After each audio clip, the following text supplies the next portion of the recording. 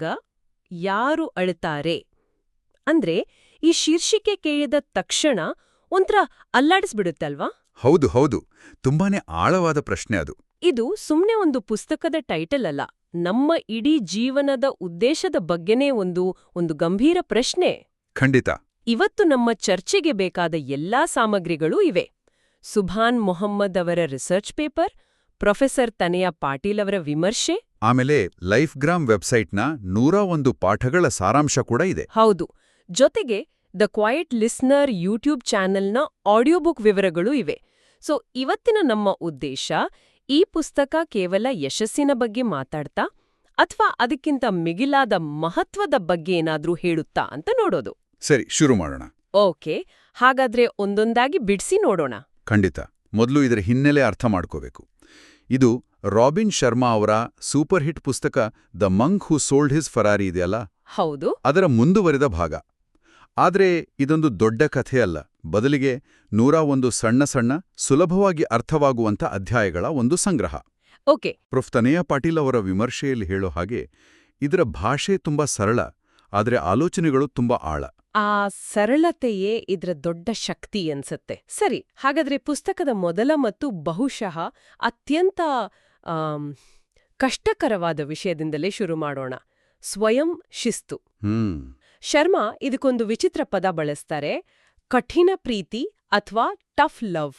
ಅಂದ್ರೆ ನಮ್ಮ ಮೇಲೆ ನಾವೇ ಕಠಿಣವಾಗಿದ್ರೆ ಜೀವನ ನಮ್ಮ ಮೇಲೆ ಮೃದುವಾಗತ್ತೆ ಅಂತ. ಇದು ಕೇಳೋಕೆ ಸ್ವಲ್ಪ ವಿರೋಧಾಭಾಸದಂತೆ ಇದೆಯಲ್ವಾ? ಹೌದು, ಮೊದಲ ನೋಟಕ್ಕೆ ಹಾಗೆ ಅನ್ಸುತ್ತೆ. ಆದರೆ ಅದರ ಹಿಂದಿನ ತರ್ಕ ತುಂಬಾ ಸಿಂಪಲ್. ನಾವು ನಮ್ಮ ದಿನಚರ್ಯ, ನಮ್ಮ ಗುರಿಗಳ ಬಗ್ಗೆ ಕಟ್ಟುನಿಟ್ಟಾಗಿದ್ರೆ ಹೊರಗಿನ ಸವಾಲುಗಳನ್ನು ಎದುರಿಸೋದು ಸುಲಭವಾಗತ್ತೆ. ಅದೇ ಶಿಸ್ತು ಅಂದ್ರೆ ನಮ್ಮ ಜೀವನದ ಸ್ಟಿಯರಿಂಗ್ ನಮ್ಮ ಕೈಗೆ ತಗೊಳ್ಳೋದು.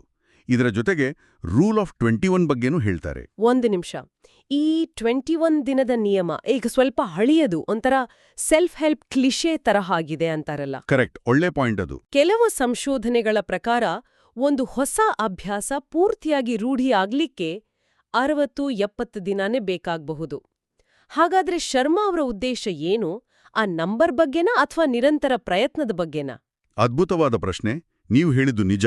ಇಲ್ಲಿ 21 ಅನ್ನೋದು ಒಂದು ಮ್ಯಾಜಿಕ್ ನಂಬರ್ ಖಂಡಿತ ಅಲ್ಲ. ಅದರ ಹಿಂದಿನ ಸೈಕಾಲಜಿ ಏನಂದ್ರೆ ಆವೇಗವನ್ನ ಸೃಷ್ಟಿಸೋದು ಅಥವಾ ಕ್ರಿಯೇಟಿಂಗ್ ಮೊಮೆಂಟಮ್. ಓಕೆ. ಯಾವುದೇ ಹೊಸ ಕೆಲಸ ಶುರು ಮಾಡಿದಾಗ ಮೊದಲ ಕೆಲವು ವಾರಗಳು ತುಂಬಾ ಕಷ್ಟ.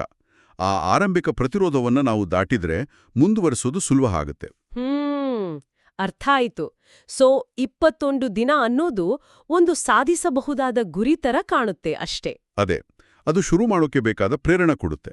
ಸರಿ, ಹಾಗಾದ್ರೆ ಇದು ಕೇವಲ ಒಂದು ಆರಂಭಿಕ ಹಂತ. ಇದೇ ಶಿಸ್ತಿನ ಭಾಗವಾಗಿ ಪ್ಲಾಟಿನಂ 30 ಅನ್ನೋ ಪದವನ್ನು ಉಲ್ಲೇಖಿಸಲಾಗಿದೆ. ಏನಿದು ಪ್ಲಾಟಿನಂ 30? ಪ್ಲಾಟಿನಂ 30 ಅಂದ್ರೆ ದಿನದ ಮೊದಲ 30 ನಿಮಿಷಗಳು. ಶರ್ಮಾ ಪ್ರಕಾರ ಈ ಸಮಯ ಚಿನ್ನಕ್ಕಿಂತನೂ ಅಮೂಲ್ಯ. ದಿನದ ಆರಂಭವನ್ನು ನಾವು ಹೇಗ್ ಮಾಡ್ತೀವೋ ಇಡೀ ದಿನ ಹಾಗೇ ಇರುತ್ತೆ. ಈ ಟೈಮ್ನಲ್ಲಿ ಮೊಬೈಲ್ ನೋಡೋದು ಬಿಟ್ಟು ಶಾಂತವಾಗಿ ಯೋಚಿಸೋದು, ದಿನದ ಪ್ಲಾನ್ ಮಾಡೋದು ಅಥವಾ ಕೃತಜ್ಞತಾ ಭಾವ ವ್ಯಕ್ತಪಡಿಸೋದು. ಹೀಗೆ ಮಾಡಿದ್ರೆ ದಿನಕ್ಕೆ ಒಂದು ಪಾಸಿಟಿವ್ ಸ್ಟಾರ್ಟ್ ಸಿಗುತ್ತೆ. ಇದು ಕೇಳೋಕೆ ಚೆನ್ನಾಗಿದೆ. ಆದ್ರೆ ದಿನ ಶುರು ಆಗೋದೇ ಆತಂಕದಿಂದ. ಈ ಇಮೇಲ್ ನೋಡ್ಬೇಕು, ಆ ಮೀಟಿಂಗ್ ಇದೆ, ಹೀಗೆ ಇಂಥ ಚಿಂತೆಗಳನ್ನ ನಿಭಾಯಿಸಕ್ಕೆ ಚಿಂತೆಯ ವಿರಾಮ ಅಥವಾ ವರಿ ಬ್ರೇಕ್ಸ್ ಅಂತ ಒಂದು ತಂತ್ರ ಹೇಳಿದ್ದಾರೆ. ಹೌದು. ಇದು ನಿಜವಾಗ್ಲೂ ವರ್ಕ್ ಆಗುತ್ತಾ? ಚಿಂತೆ ಮಾಡ್ಬೇಡ ಅಂತೆ ನಮ್ಮ ಮನಸ್ಸಿಗೆ ನಾವೇ ಹೇಳೋದು ಸಾಧ್ಯನಾ? ಖಂಡಿತ ಸಾಧ್ಯವಿಲ್ಲ. ಅದಕ್ಕೆ ಈ ತಂತ್ರ. ಇದು ಚಿಂತೆಯನ್ನ ನಿಲ್ಲಿಸೋದ್ರ ಬಗ್ಗೆ ಅಲ್ಲ, ಅದನ್ನ ನಿಯಂತ್ರಿಸೋದ್ರ ಬಗ್ಗೆ. ಓಕೆ, ಹೇಗೆ? ದಿನದಲ್ಲಿ ಒಂದು ನಿರ್ದಿಷ್ಟ ಸಮಯ, ಉದಾಹರಣೆಗೆ ಸಂಜೆ 6ರಿಂದ 6:30 ಚಿಂತೆ ಮಾಡೋಕಂತ ನೀಡೋದು. ಆಮೇಲೆ ಆ ಟೈಮ್ನಲ್ಲಿ ಮನಸ್ಸಿಗೆ ಬಂದ ಎಲ್ಲಾ ಚಿಂತೆಗಳ ಬಗ್ಗೆ ಯೋಚಿಸ್ಬೋದು, ಬರ್ಕೋಬೋದು. ಆದ್ರೆ ಆ ಸಮಯ ಮುಗಿದ ತಕ್ಷಣ ಸರಿ, ಇವತ್ತಿನ ಕೋಟ ಮುಗೀತು, ನಾಳೆ ನೋಡೋಣ ಅಂತ ಹೇಳಿ ಬೇರೆ ಕೆಲಸದಲ್ಲಿ ತೊಡಗಬೇಕು. ಅಂದ್ರೆ ಚಿಂತೆಗೆ ಅಂತಾನೆ ಒಂದು ಅಪಾಯಿಂಟ್ಮೆಂಟ್ ಫಿಕ್ಸ್ ಮಾಡೋದು. ಇದು ಕುತೂಹಲಕಾರಿಯಾಗಿದೆ. ಹೌದು, ಇದು ನಮ್ಮ ಮೆಂಟಲ್ ಎನರ್ಜಿಯನ್ನ ಉಳಿಸುತ್ತೆ. ಇದರ ಜೊತೆಗೆ ಗುರಿ ಕಾರ್ಡ್ ಬಗ್ಗೆನೂ ಉಲ್ಲೇಖವಿದೆ. ಇದೇನೂ ಹೊಸದಲ್ಲ, ಆದ್ರೆ ಸುಭಾನ್ ಮೊಹಮ್ಮದ್ ಅವರ ಸಂಶೋಧನಾ ಪ್ರಬಂಧ ಇದನ್ನ ಸ್ಮಾರ್ಟ್ ಗುರಿಗಳ ಜೊತೆ ಜೋಡಿಸುತ್ತೆ. ಹೌದು, ಸುಮ್ನೆ ನಾನು ಯಶಸ್ವಿಯಾಗಬೇಕು ಅಂತ ಬರೆಯೋ ಬದಲು ಸ್ಮಾರ್ಟ್ ಮಾಡೆಲ್ ಬಳಸಿ, ಅಂದ್ರೆ specific, measurable, achievable, relevant, time bound. Correct. ಮುಂದಿನ 6 ತಿಂಗಳಲ್ಲಿ ನಾನು ಎಕ್ಸ್ ಕೌಶಲ್ಯ ಕಲಿತು ವೈ ಪ್ರಾಜೆಕ್ಟ್ ಮುಗಿಸ್ತೀನಿ ಅಂತ ಸ್ಪಷ್ಟವಾಗಿ ಬರೆದು ಆ ಕಾರ್ಡನ್ನ ಜೇಬಲ್ಲಿಟ್ಕೊಂಡು ದಿನಕ್ಕೆ ಹಲವು ಬಾರಿ ನೋಡೋದು. ಇದ್ರಿಂದ ಏನಾಗತ್ತೆ? ಇದು ನಮ್ಮ ಮೆದುಳಿನ ರೆಟಿಕ್ಯುಲರ್ ಆಕ್ಟಿವೇಟಿಂಗ್ ಸಿಸ್ಟಮ್ ಅಂದ್ರೆ RASನ ಪ್ರಚೋದಿಸುತ್ತೆ. ನಮ್ಮ ಗುರಿಗೆ ಸಂಬಂಧಪಟ್ಟ ಅವಕಾಶಗಳನ್ನ ನಮ್ಮ ಮೆದುಳು ಹೆಚ್ಚು ಗುರ್ತಿಸೋಕೆ ಶುರು ಮಾಡುತ್ತೆ. ಓ, ಸೊ ಇದು ಕೇವಲ ಒಂದು ಹಾರೈಕೆಯ ಪಟ್ಟಿಯಲ್ಲ, ನಮ್ಮ ಮೆದುಳಿಗೆ ಕೊಡುವ ಒಂದು ನಿರ್ದೇಶನ. ಎಕ್ಸಾಕ್ಟ್ಲಿ. ಸರಿ, ಶಿಸ್ತು ಮತ್ತು ಸ್ಪಷ್ಟ ಗುರಿಗಳು ನಮ್ಮ ಕ್ರಿಯೆಗಳನ್ನ ನಿಯಂತ್ರಿಸುತ್ತೆ. ಆದ್ರೆ ಕೆಲವೊಮ್ಮೆ ಸಮಸ್ಯೆ ನಮ್ಮ ಕ್ರಿಯೆಯಲ್ಲಿರೋದಿಲ್ಲ, ನಮ್ಮ ಪ್ರತಿಕ್ರಿಯೆಯಲ್ಲಿರುತ್ತೆ. ಆಗ ನಮ್ಮ ದೃಷ್ಟಿಕೋನ ಅಂದ್ರೆ ಪರ್ಸ್ಪೆಕ್ಟಿವ್ ಮುಖ್ಯವಾಗುತ್ತೆ ಅಲ್ವಾ? ಖಂಡಿತ. ಪುಸ್ತಕದಲ್ಲಿ ಬರುವ ಆ ಆಸ್ಪತ್ರೆಯ ಕಥೆ ಇದೆಯಲ್ಲ, ಅದು ನನ್ನ ಮನಸ್ಸಲ್ಲಿ ಅಚ್ಚಳಿಯದೇ ಉಳಿದಿದೆ. ಹೌದು, ದಯವಿಟ್ಟು ಅದನ್ನ ಹಂಚಿಕೊಳ್ಳಿ. ಅದು ದೃಷ್ಟಿಕೋನದ ಶಕ್ತಿಯನ್ನ ಅದ್ಭುತವಾಗಿ ವಿವರಿಸುತ್ತೆ. ಆಸ್ಪತ್ರೆಯ ರೂಮ್ನಲ್ಲಿ 2 ರೋಗಿಗಳಿರ್ತಾರೆ. ಒಬ್ಬನಿಗೆ ಕಿಟಕಿ ಪಕ್ಕ ಬೆಡ್, ಇನ್ನೊಬ್ಬನಿಗೆ ಗೋಡೆ ಪಕ್ಕ. ಕಿಟಕಿ ಪಕ್ಕ ಮಲ್ಗಿದ್ದವನು ಪ್ರತಿದಿನ ತನ್ನ ಸ್ನೇಹಿತನಿಗೆ ಹೊರಗಿನ ಜಗತ್ತನ್ನ ವರ್ಣಿಸ್ತಿದ್ದ. ಪಾರ್ಕ್, ಮರಗಳು, ಆಟ ಆಡೋ ಮಕ್ಕಳು, ಹೀಗೆ. ಇದನ್ನ ಕೇಳಿ ಗೋಡೆ ಪಕ್ಕದವನಿಗೆ ಅಸೂಯೆ ಶುರುವಾಗುತ್ತ. ಹೌದು. ಒಂದು ದಿನ ಕಿಟಕಿ ಪಕ್ಕದವನಿಗೆ ಉಸಿರಾಟದ ತೊಂದ್ರೆ ಆದಾಗ ಇವನು ಹೆಲ್ಪ್ ಬಟನ್ ಒತ್ತದೆ ಸುಮ್ಮನಿರ್ತಾನೆ. ಆತ ಸತ್ತ ಮೇಲೆ ಈತ ಕಿಟಕಿ ಪಕ್ಕಕ್ಕೆ ತನ್ನ ಬೆಡ್ ಹಾಕಿಸ್ಕೊಳ್ತಾನೆ. ಆಮೇಲೆ ಆದ್ರೆ ಕಿಟಕಿಯಿಂದ ಹೊರಗೆ ನೋಡಿದ್ರೆ ಅಲ್ಲೊಂದು ಬರೀ ಇಟ್ಟಿಗೆಯ ಗೋಡೆ ಇರುತ್ತೆ. ಆಗ ಅವನಿಗೆ ಗೊತ್ತಾಗುತ್ತೆ, ಅವನ ಸ್ನೇಹಿತ ಕೇವಲ ತನ್ನ ಕಲ್ಪನೆಯಿಂದ, ತನ್ನ ದಯೆಯಿಂದ ಅವನನ್ನ ಸಂತೋಷಪಡಿಸೋಕೆ ಪ್ರಯತ್ನಿಸ್ತಿದ್ದ ಅಂತ. ಈ ಕತೆ ಕೇಳಿದಾಡೆಲ್ಲ ಮೈ ಜುಮ್ಮೆನ್ನುತ್ತೆ. ನಮ್ಮ ಪರಿಸ್ಥಿತಿಯನ್ನ ನಾವು ಬದಲಾಯಿಸೋಕೆ ಆಗದೇ ಇರ್ಬೋದು, ಆದರೆ ನಾವು ಅದನ್ನ ನೋಡೋ ದೃಷ್ಟಿಯನ್ನ ಖಂಡಿತ ಬದಲಾಯಿಸಬಹುದು. ನಿಜ. ಲೈಫ್ಗ್ರಾಮ್ ಸಾರಾಂಶದಲ್ಲಿ ಸ್ಟೀಫನ್ ಹಾಕಿಂಗ್ ಅವರ ಮಾತನ್ನು ಉಲ್ಲೇಖಿಸಲಾಗಿದೆ.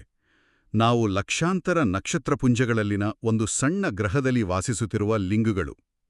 ಈ ಸತ್ಯದ ಮುಂದೆ ನಮ್ಮ ಸಮಸ್ಯೆಗಳು ಎಷ್ಟು ದೊಡ್ಡವು. ವಾವ್! ಇದು ನಮ್ಮ ಅಹಂಕಾರವನ್ನ ಕಡಿಮೆ ಮಾಡಿ ನಮ್ಮ ಸಮಸ್ಯೆಗಳನ್ನ ಸರಿಯಾದ ಹಿನ್ನೆಲೆಯಲ್ಲಿ ನೋಡೋಕೆ ಸಹಾಯ ಮಾಡುತ್ತೆ. ಆ ಕಥೆ ದೃಷ್ಟಿಕೋನದ ಶಕ್ತಿಯನ್ನ ತೋರಿಸುತ್ತೆ. ಆದ್ರೆ ಕೆಲವೊಮ್ಮೆ ನಮ್ಮ ಪರಿಸ್ಥಿತಿ ನಿಜವಾಗ್ಲೂ ಕಷ್ಟಕರವಾಗಿರುತ್ತೆ. ಆರ್ಥಿಕ ಸಮಸ್ಯೆ, ಆರೋಗ್ಯ ಸಮಸ್ಯೆ. ಅಂಥ ಟೈಮ್ನಲ್ಲಿ ಕೇವಲ ದೃಷ್ಟಿಕೋನ ಬದಲಾಯಿಸಿದ್ರೆ ಸಾಕಾಗತ್ತಾ? ಇದು ವಾಸ್ತವದಿಂದ ಪಲಾಯನ ಮಾಡಿದ ಹಾಗೆ ಆಗಲ್ವಾ? ಇದು ಪಲಾಯನ ಅಲ್ಲ. ಇದನ್ನ ಸಮಸ್ಯೆಯನ್ನು ಮರುರೂಪಿಸುವುದು ಅಥವಾ ಪ್ರಾಬ್ಲಮ್ ರೀಫ್ರೇಮಿಂಗ್ ಅಂತಾರೆ. ದೃಷ್ಟಿಕೋನ ಬದಲಾಯಿಸೋದು ಅಂದ್ರೆ ಸಮಸ್ಯೆ ಇಲ್ಲ ಅಂತ ನಡ್ಸೋದಲ್ಲ. ಬದಲಿಗೆ ಈ ಸಮಸ್ಯೆಯಿಂದ ನಾನು ಏನು ಕಲಿಬಹುದು ಅಥವಾ ಈ ಪರಿಸ್ಥಿತಿಯಲ್ಲಿ ನನ್ನ ಕಂಟ್ರೋಲ್ನಲ್ಲಿ ಏನಿದೆ ಅಂತ ಕೇಳ್ಕೊಳ್ಳೋದು. ಇದು ನಮ್ಮನ್ನ ಅಸಹಾಯಕ ಸ್ಥಿತಿಯಿಂದ ಕ್ರಿಯಾಶೀಲ ಸ್ಥಿತಿಗೆ ತರುತ್ತೆ. ಇದಕ್ಕೆ ಸಾವಧಾನತೆ ಅಥವಾ ಮೈಂಡ್ಫುಲ್ನೆಸ್ ಬಹಳ ಮುಖ್ಯ ಅನ್ಸುತ್ತೆ. ಖಂಡಿತ. ಅದಿಲ್ಲದೆ ಇದು ಸಾಧ್ಯವಿಲ್ಲ. ಹೌದು. ನಮ್ಮ ಮನಸ್ಸು ಸಹಜವಾಗಿ ಹಾಗೆ ಯೋಚಿಸಲ್ಲ. ಅದು ಒಂದೇ ಕಡೆ ಇರೋದಿಲ್ಲ. ಶರ್ಮಾ ಇದನ್ನ ಮಂಗನ ಮನಸ್ಸು ಅಂತಾರಲ್ಲ. Monkey mind. ಹೌದು, ಒಂದು ಕೊಂಬೆಯಿಂದ ಇನ್ನೊಂದು ಕೊಂಬೆಗೆ ಹಾರೋ ಮಂಗನ ಹಾಗೆ. ಹಾಗಾದ್ರೆ ಈ ಮಂಗನಿಗೆ ಟ್ರೈನಿಂಗ್ ಕೊಡೋದು ಹೇಗೆ? ಅದಕ್ಕೆ ಕೆಲವು ಪ್ರಾಚೀನ ಮತ್ತು ಆಧುನಿಕ ತಂತ್ರಗಳಿವೆ. ಮೊದಲನೆಯದು ಮತ್ತು ಅತ್ಯಂತ ಶಕ್ತಿಶಾಲಿಯಾದದ್ದು ಧ್ಯಾನ. ಇದು ಮನಸ್ಸಿನ ಜಿಮ್ ಇದ್ದ ಹಾಗೆ. ಪ್ರತಿದಿನ ಕೆಲವು ನಿಮಿಷಗಳ ಕಾಲ ನಮ್ಮ ಉಸಿರಾಟದ ಮೇಲೆ ಗಮನ ಕೇಂದ್ರೀಕರಿಸೋದ್ರಿಂದ ಮನಸ್ಸನ್ನ ನಿಯಂತ್ರಿಸೋ ಸ್ನಾಯುಗಳು ಬಲಗೊಳ್ಳುತ್ತವೆ. ಎರಡನೆಯದು ಮೌನವಾಗಿರಲು ಕಲಿಯೋದು. ಮೌನ. ದಿನಕ್ಕೆ ಕನಿಷ್ಠ 15 ನಿಮಿಷ ಮೌನವಾಗಿರೋದು. ಆ ಟೈಮ್ನಲ್ಲಿ ಯಾವುದೇ ಗದ್ದಲ ಇಲ್ಲದೆ ನಮ್ಮ ಆಂತರಿಕ ಧ್ವನಿಯನ್ನ ಕೇಳಿಸ್ಕೊಳ್ಳೋಕೆ ಪ್ರಯತ್ನಿಸೋದು. ಇವೆರಡು ಪರಿಚಿತ ತಂತ್ರಗಳು. ಆದ್ರೆ ಪುಸ್ತಕದಲ್ಲಿ ಇನ್ನೊಂದು ವಿಶಿಷ್ಟ ಸಲಹೆ ಇದೆ. ಕೈಗಡಿಯಾರವಿಲ್ಲದೆ 1 ದಿನ ಕಳೆಯೋದು. ಇವತ್ತಿನ ಜಗತ್ತಲ್ಲಿ ಇದು ಸಾಧ್ಯನಾ? ಇದು ಬೇಜವಾಬ್ದಾರಿತನ ಅನ್ಸಲ್ವಾ? ಖಂಡಿತ. ಇದೊಂದು ಕ್ರಾಂತಿಕಾರಿ ಆಲೋಚನೆ. ಇದರ ಉದ್ದೇಶ ಕೆಲಸಕ್ಕೆ ಚಕ್ರ ಹೊಡೆಯೋದಲ್ಲ, ಬದಲಿಗೆ ಸಮಯದ ಮೇಲಿರೋ ನಮ್ಮ ಅವಲಂಬನೆಯನ್ನ ಪ್ರಶ್ನಿಸೋದು. ಅಂದ್ರೆ ನಾವು ಗಡಿಯಾರದ ಪ್ರಕಾರ ಬದುಕ್ತಿದ್ದೀವಿ, ನಮ್ಮ ದೇಹದ ಅಥವಾ ಮನಸ್ಸಿನ ಲಯದ ಪ್ರಕಾರ ಅಲ್ಲ. ವಾರಾಂತ್ಯದಲ್ಲಿ ಕೆಲವು ಗಂಟೆಗಳ ಕಾಲ ಗಡಿಯಾರ, ಮೊಬೈಲ್ ಬದಿಗಿಟ್ಟು ನಮ್ಗೆ ಹಸಿಯಾದಾಗ ಊಟ ಮಾಡೋದು, ನಿದ್ದೆ ಬಂದಾಗ ಮಲಗೋದು. ಓ, ಇದು ನಮ್ಮನ್ನ ಬದುಕಿನ ಸಹಜ ಹರಿವಿನೊಂದಿಗೆ ಮತ್ತೆ ಕನೆಕ್ಟ್ ಮಾಡುತ್ತೆ. ಅದೇ, ಇದು ಒಂದು ರೀತಿಯ ಡಿಜಿಟಲ್ ಡಿಟಾಕ್ಸ್. ಸರಿ, ಇದುವರೆಗೂ ನಾವು ನಮ್ಮ ಆಂತರಿಕ ಪ್ರಪಂಚದ ಬಗ್ಗೆ ಮಾತಾಡಿದ್ವಿ. ಶಿಸ್ತು, ದೃಷ್ಟಿಕೋನ, ಸಾವಧಾನತೆ ಇವೆಲ್ಲವೂ ನಮ್ಮನ್ನಾವು ಉತ್ತಮಗೊಳಿಸ್ಕೊಳ್ಳಲು. ಆದ್ರೆ ಇದರ ಪರಿಣಾಮ ನಮ್ಮ ಹೊರಗಿನ ಪ್ರಪಂಚದ ಮೇಲೆ, ನಮ್ಮ ಸಂಬಂಧಗಳ ಮೇಲೆ ಹೇಗಾಗತ್ತೆ? ನೇರವಾದ ಪರಿಣಾಮ ಬೀರುತ್ತೆ. ಇಲ್ಲಿ ಶರ್ಮಾ ಅವರ ಗೆಟ್ ಬಿಹೈಂಡ್ ಪೀಪಲ್ಸ್ ಐಬಾಲ್ಸ್ ಅನ್ನೋ ಪರಿಕಲ್ಪನೆ ಬರುತ್ತೆ. ಇದರರ್ಥ ಬೇರೆಯವರ ದೃಷ್ಟಿಕೋನದಿಂದ ಜಗತ್ತನ್ನು ನೋಡಕ್ ಪ್ರಯತ್ನಿಸೋದು. ನನಗೆ ಆ ಪದಗುಚ್ಛ ತುಂಬಾ ಇಷ್ಟ ಆಯ್ತು. ಅದು ಸುಮ್ನೆ ಸಹಾನುಭೂತಿ ಇರ್ಲಿ ಅಂತ ಹೇಳೋ ಬದಲು ಒಂದು ಚಿತ್ರಾನೇ ಕಟ್ಕೊಡ್ತೆ. ಅಕ್ಷರಶಃ ಬೇರೆಯವರ ಕಣ್ಣುಗಳ ಹಿಂದೆ ನಿಂತು ಅವರ ಜಗತ್ತನ್ನು ನೋಡುವುದು. ಹೌದು. ವಾದವಿವಾರಗಳಲ್ಲಿ ಹೀಗ್ ಮಾಡಿದ್ರೆ ಬಹುಶಃ ಅರ್ಧದಷ್ಟು ಜಗಳಗಳೇ ಇರೋದಿಲ್ಲ ಅನ್ಸುತ್ತೆ. ಖಂಡಿತ. ಸುಭಾನ್ ಮೊಹಮ್ಮದ್ ಅವರ ಪ್ರಬಂಧದಲ್ಲಿಯೂ ಭಾವನಾತ್ಮಕ ಬುದ್ಧಿವಂತಿಕೆ ಮತ್ತು ಸಹಾನುಭೂತಿಯ ಮೇಲೆ ಹೆಚ್ಚು ಒತ್ತು ನೀಡಲಾಗಿದೆ. ಉತ್ತಮ ಸಂಬಂಧಗಳೇ ನಮ್ಮ ಜೀವನದ ಗುಣಮಟ್ಟದ ಅಡಿಪಾಯ. ಅದಕ್ಕೆ ಅವರು ಕೆಲವು ಸರಳ ಸಲಹೆಗಳನ್ನು ಕೊಡ್ತಾರಲ್ವಾ? ಹೌದು. ಅಪರಿಚಿತರ ಕಡೆ ನೋಡೆ ನಗುವುದು, ಕೃತಜ್ಞತಾ ಪತ್ರಗಳನ್ನ ಕೈಯಲ್ಲಿ ಬರೆಯೋದು, ಆಮೇಲೆ ಜೀವನದಲ್ಲಿ ಕನಿಷ್ಠ 3 ಆಪ್ತ ಸ್ನೇಹಿತರನ್ನು ಹೊಂದುವುದು. ಇವೆಲ್ಲ ಸಣ್ಣ ವಿಷಯ ಅನ್ಸಿದ್ರೂ ಇವುಗಳ ಒಟ್ಟಾರೆ ಪರಿಣಾಮ ತುಂಬಾ ದೊಡ್ಡದು. ಹಾಗಾದ್ರೆ ಈ ಎಲ್ಲಾ ವೈಯಕ್ತಿಕ ಸುಧಾರಣೆಗಳು, ಶಿಸ್ತು, ದೃಷ್ಟಿಕೋನ, ಉತ್ತಮ ಸಂಬಂಧಗಳು ನಮ್ಮನ್ನ ಎಲ್ಲಿಗೆ ಕೊಂಡೊಯ್ತವೆ? ಇದರ ಅಂತಿಮ ಗುರಿ ಏನು? ಇದರ ಅಂತಿಮ ಗುರಿ ನಾವು ಬಿಟ್ಟು ಹೋಗುವ ಹೆಜ್ಜೆಗುರುತು, ಅಂದ್ರೆ ನಮ್ಮ ಪರಂಪರೆ ಅಥವಾ ಲೆಗಸಿ. ಪುಸ್ತಕದ ಮೊದಲ ಪಾಠವೇ ಡಿಸ್ಕವರ್ ಯೋರ್ ಕಾಲಿಂಗ್ ಅಂತ. ನಿಮ್ಮ ಕರೆಯನ್ನು ಅನ್ವೇಷಿಸಿ. ಹೌದು. ಅಂದ್ರೆ ನಮ್ಮ ಕೆಲಸವನ್ನ ಕೇವಲ ಹಣಕ್ಕಾಗಿ ಅಥವಾ ಬದುಕಿಗಾಗಿ ಮಾಡದೆ ಅದರಲ್ಲಿ ಒಂದು ಅರ್ಥವನ್ನ, ಒಂದು ಉದ್ದೇಶವನ್ನ ಕಂಡುಕೊಳ್ಳೋದು. ಆಡಿಯೋ ಬುಕ್ ಪ್ರತಿಲೇಖನದಲ್ಲಿ ಬರೋ 90 ವರ್ಷದ ಖಡ್ಗ ತಯಾರಿಕನ ಕಥೆ ಇದಕ್ಕೆ ಒಳ್ಳೆ ಉದಾಹರಣೆ. ಆತ ತನ್ನ ಪೂರ್ತಿ ಗಮನವನ್ನ ಖಡ್ಗ ತಯಾರಿಕೆ ಮೇಲೆ ಇಟ್ಟು ಪರಿಪೂರ್ಣತೆ ಸಾಧಿಸಿದ್ದ. ಹೌದು. ಒಂದು ವೇಳೆ ಅದು ಖಡ್ಗವಾಗಿರದಿದ್ರೆ ನಾನದನ್ನ ನೋಡೋದೇ ಇಲ್ಲ ಅಂತಾನೆ. ಈ ರೀತಿಯ ಏಕಾಗ್ರತೆ, ಈ ರೀತಿಯ ಆಳವಾದ ಕೆಲಸ ಇಂದಿನ ಜಗತ್ತಲ್ಲಿ ಸಾಧ್ಯನಾ? ನಾವೆಲ್ಲರೂ ಮಲ್ಟಿ ಟಾಸ್ಕಿಂಗ್ ಮಾಡಬೇಕಾದ್ರೆ? ಇದು ಕಷ್ಟ, ಆದ್ರೆ ಅಸಾಧ್ಯವಲ್ಲ. ಇದು ಆಯ್ಕೆಯ ವಿಷಯ. ಇದೇ ರೀತಿ ಫೆಡೆಕ್ಸ್ ಸಿಇಒ ಅವರ ಪತ್ರದ ಕಥೆಯೂ ಇದೆ. ಓ ಹೌದಾ? ಹೌದು. ಅವರು ವಿಮಾನದಲ್ಲಿ ಈ ಪುಸ್ತಕ ಓದಿ ತಮ್ಮ ಜೀವನದ ಆದ್ಯತೆಗಳನ್ನ ಮರುಪರಿಶೀಲಿಸ್ತಾರೆ. ತಮ್ಮ ಸಮಯ ತಿನ್ನುತ್ತಿದ್ದ ಅನಗತ್ಯ ಮೀಟಿಂಗ್ಗಳನ್ನ, ಕೆಲಸಗಳನ್ನ ಕೈಬಿಟ್ಟು ಯೋಗ್ಯವಾದುದರ ಮೇಲೆ ಗಮನ ಹರಿಸೋಕೆ ನಿರ್ಧರಿಸ್ತಾರೆ. Focus on the worthy. ಅದೇ, ಆ ಖಡ್ಗ ತಯಾರಮಾರಕನ ಹಾಗೆ ಎಲ್ರೂ ಆಗೋಕ್ಕಾಗಲ್ಲ. ಆದ್ರೆ ನಮ್ಮ ಜೀವನದಲ್ಲಿ ಯಾವುದು ಯೋಗ್ಯವಾದುದೋ ಅಂತ ನಾವೇ ನಿರ್ಧರಿಸಿ ಅದರ ಮೇಲೆ ಹೆಚ್ಚು ಸಮಯ ಕಳೀಬೋದು. ಈ ಯೋಗ್ಯವಾದುದರ ಮೇಲೆ ಗಮನ ಹರಿಸುವ ಆಲೋಚನೆ ಪುಸ್ತಕದ ಒಂದು ಅತ್ಯಂತ ವಿಚಿತ್ರವಾದ ಪರಿಕಲ್ಪನೆಗೆ ನಮ್ಮನ್ನ ತರುತ್ತೆ. ಜೀವಂತ ಅಂತ್ಯಕ್ರಿಯೆ, ಲಿವಿಂಗ್ ಫ್ಯೂನರಲ್. ಪ್ರಾಮಾಣಿಕವಾಗಿ ಹೇಳ್ಬೇಕಂದ್ರೆ ಇದನ್ನ ಮೊದಲ ಬಾರಿ ಓದಿದಾಗ ಸ್ವಲ್ಪ ಭಯಾನೇ ಆಯ್ತು. ಇದು ತುಂಬಾ ನಕಾರಾತ್ಮಕ ಆಲೋಚನೆ ಅಲ್ವಾ? ಮೊದಲಿಗೆ ಹಾಗೆ ಅನ್ಸೋದು ಸಮಾಜ. ಆದ್ರೆ ಇದರ ಉದ್ದೇಶ ಸಾವಿನ ಬಗ್ಗೆ ಭಯ ಹುಟ್ಟಿಸೋದಲ್ಲ, ಬದಲಿಗೆ ಜೀವನದ ಬಗ್ಗೆ ಪ್ರೀತಿ ಹುಟ್ಟಿಸೋದು. ಹೇಗೆ? ಇದು ಮೆಮೆಂಟೋ ಮೋರಿ ಅನ್ನೋ ಲ್ಯಾಟಿನ್ ತತ್ವದ ಹಾಗೆ. ಅಂದ್ರೆ ನೀನು ಸಾಯುತ್ತಿ ಎಂಬುದನ್ನು ನೆನಪಿನಲ್ಲಿಡು ಅಂತ. ನಾವು ಸಾಯ್ತೀವಿ ಅನ್ನೋ ಸತ್ಯವನ್ನ ನಾವು ಒಪ್ಕೊಂಡಾಗ ಸಮಯ ಎಷ್ಟು ಅಮೂಲ್ಯವಾದದ್ದು ಅನ್ನೋ ಅರಿವು ನಮಗಾಗತ್ತೆ. ಆಗ ನಾವು ಸಣ್ಣಪುಟ್ಟ ವಿಷಯಗಳಿಗೆ ತಲೆ ಕೆಡಿಸ್ಕೊಳ್ಳೋದನ್ನ ನಿಲ್ಲಿಸ್ತೀವಿ. ಖಂಡಿತ. ಸ್ಟೀವ್ ಜಾಬ್ಸ್ ತಮ್ಮ ಫೇಮಸ್ ಸ್ಪೀಚ್ನಲ್ಲಿ ಹೇಳಿದ ಹಾಗೆ, ನಾನು ಸಾಯ್ತೀನಿ ಅನ್ನೋದನ್ನ ನೆನಪಿಸ್ಕೊಳ್ಳೋದೇ ಜೀವನದ ದೊಡ್ಡ ನಿರ್ಧಾರಗಳನ್ನ ತಗೊಳ್ಳೋಕೆ ನನ್ಗೆ ಸಹಾಯ ಮಾಡಿದ ಪ್ರಮುಖ ಸಾಧನ. ಹಾಗಾದ್ರೆ ಇದೆಲ್ಲದರ ಅರ್ಥ ಜೀವನವನ್ನ ಪೂರ್ತಿಯಾಗಿ ಬದುಕೋದು ಅಂದ್ರೆ ಕೇವಲ ಸಂತೋಷವಾಗಿರೋದು ಮಾತ್ರ ಅಲ್ಲ, ಒಂದು ಉದ್ದೇಶವನ್ನ ಹೊಂದಿರೋದು. ಹೌದು. ಇದು ನಮ್ಮನ್ನ ಪುಸ್ತಕದ ಅಂತಿಮ ಮತ್ತು ಬಹುಶಃ ಅತ್ಯಂತ ಪ್ರಮುಖ ಪಾಠಕ್ಕೆ ತರುತ್ತೆ. ಹೌದು. ಅದು ನಿಸ್ವಾರ್ಥ ಸೇವೆ, ಸೆಲ್ಫ್ಲೆಸ್ಲಿ ಸರ್ವ್. ಶರ್ಮಾ ಹೇಳ್ತಾರೆ, ಯಶಸ್ಸಿನ ಬೆನ್ನಟ್ಬೇಡಿ, ಬದಲಿಗೆ ಇತರರ ಜೀವನದಲ್ಲಿ ಮೌಲ್ಯವನ್ನ ಸೇರ್ಸೋಕೆ ಗಮನ ಕೊಡಿ. ಆಗ ಯಶಸ್ಸು ನಿಮ್ಮನ್ನ ಬೆನ್ನಟ್ಟಿ ಬರುತ್ತೆ. ವಾಹ್!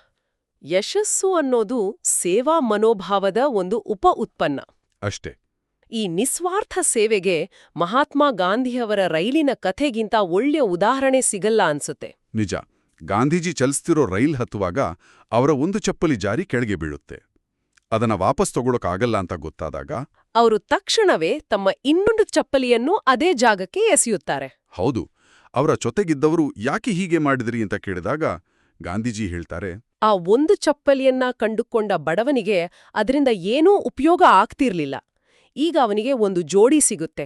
ಇದು ಕೇವಲ ದಾನವಲ್ಲ, ಇದು ಆಳವಾದ ಸಹಾನುಭೂತಿ ಮತ್ತು ಮುಂದಾಲೋಚನೆ. ಅದ್ಭುತ.